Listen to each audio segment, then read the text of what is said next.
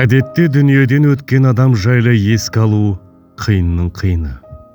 Бірақ біз тірі адамның тіршілігі ретінде, адами болмысымыздың парызы ретінде, жан жағына шуақ шашқан, орны толмас дүниеден озған жандарды еске алатын боламыз.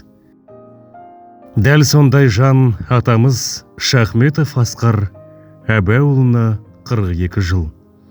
Аяулы жеміз Шахметова Меңдібекеш Шақым қызына дүниеден өткеніне 13 жыл. Және де ардақты асыл әкеміз Шахметов Мырзағали Асқарұлына 10 жыл толып отыр.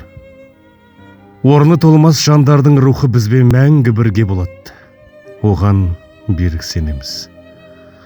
Ұрпақтары бүгін әруақтарға дұға бағыштап, ас берумен еске алып отыр. Атамыздың бейнесін көрмесек те, жарқын бейнесі үнемі жанымызда тұрады. Атамыз Әбәуұлы Асқар Павлодар облысы Ертіс ауданы Корнилов совхозында 1944 жылы 11 қыркүйек айында дүниеге келген. Руы қанжығалы, қарапайым отбасында өскен. 1952 жылы мектептің алғашқы табалдырығын аттап 3 жыл білім алған.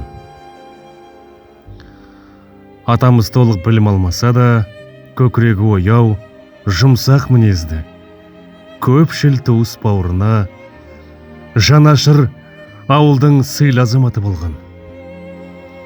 Ол өз кезінде ауыл шаруашылығының жылқысын бағып, күннің ыстық суығына қарамастан үкіметке абыройлы жұмысын атқарған. 1970 жылы Жайсан жігіт атты газетке шыққан. Әжеміз Шақым қызы Меңдібекеш Павлодар облысы Краснокурск районы Шөлікті ауылында 1942 жылы 1 қаңтар айында дүниеге келген. Руы Тышқанбай. 60 жылы әжеміз екеуі Краснокурск ауданы Шөлікті ауылында отбасын құрып, шаңырақ көтеріп, 6 баланы дүниеге келген. Иран, Бейсенбай, Амина, Тұрсынғали шақалақ кезіне дүниеден өткен. Өкінішке орай. Қалған 2 баласы қызы Батима, ұлы Мырзағали қалды.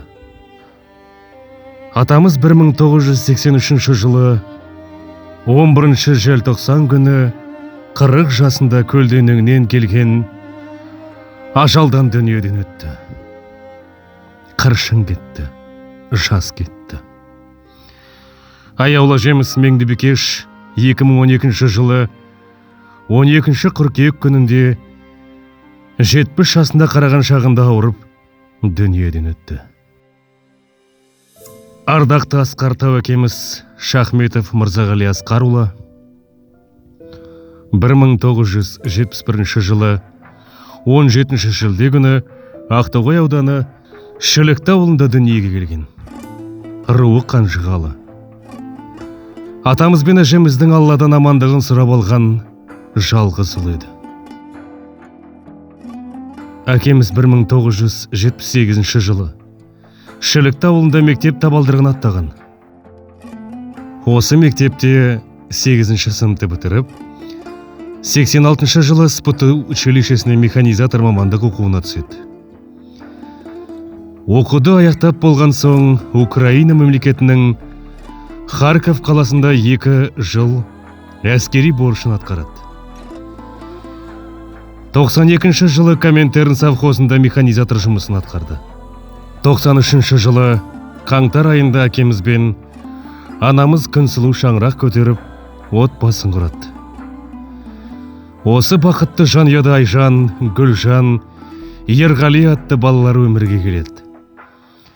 2008 жылы Павлодар облысы Ақсу қаласына көшіп келіп, 2009-2015 жылдар аралығында ферроқорытпа зауытында темір жол жұмысын атқарады. Осылай мекемеде үздіксіз еңбек етіп, алдына қойған тапсырманы екетпей орындап, ұжымның алдында беделі үстем болушы еді. Әкеміздің осынау еңбегін бағалап мекеме басшысы мақтау қағазымен марапаттаған. 2015 жылдың қазан айының 11 жұлдызы біз үшін қара түнектің басымызға үйіріліп, адам өмірінің қайғылы да қасіретті төңкерілген күні болды.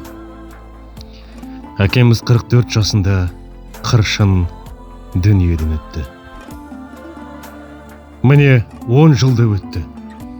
Әкеміздің арамыздан кеткеніне, мәңгілік сапарға аттанғанына. Жаны көкте, мекені жүректе. Кім білген? Осы күн 10 жыл бұрын әкемізге соңғы өмірдегі күн, ал бізге қайғы толы қара күн болатынын. Әке, асыл әке, ажалсызды ерте тауыпты ғой. Әкешім, уақыт бәрін ұмыттырады деген жалған екен. Жүрекке сыза түскен қайғы ештеңе ұмыттыра алмайды. Артында бауырың, аяулы жарың, 3 балаң, 2 немерең, жапырағыңды жайып жатыр. Бәріміз үшін орның босап қалды. Ендігі тілегіміз, әр оқытқан Құран дұғамыз осы әруақтарға шапағатын тигізсе екен дейміз. Артында қалған ұрпақтарына ұзақ ғұмыр берсе екен жаратқан ием. 10 жыл өтті Асқар тауым құлағалы, 10 жыл өтті анамыз деп жылағалы. Әр күніміз сағынышпен өткенімен, жүрегіміз әке, ана деп соғады әлі. Жатқан жерлері жайлы, рухтары пейіште шалқысын.